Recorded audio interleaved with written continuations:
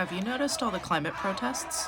There's a lot. There were climate protests that happened all around the world this month, but there was a focus on New York. September 13th through the 20th, there was a series of actions that took place targeting institutions that had ties to fossil fuel companies.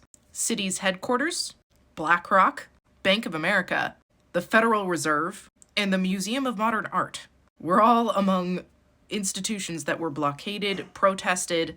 Hundreds have been arrested.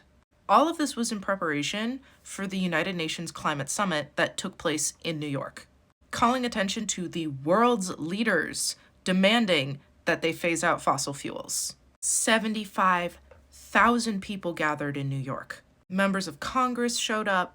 To quote probably my favorite article covering all of this by Common Dreams is, "In several ways, this wave of action organized primarily by New York Communities for Change, the Climate Organizing Hub, and Oil and Gas Action Network felt different from previous climate mobilizations. For one, not only were some of the actions less purely symbolic than many climate protests that have come before, but they were targeting and disrupting the right people and institutions, something which seems to have been missing from recent climate protests." When they blockaded Citi's headquarters, more than 1,000 city employees could not enter the building.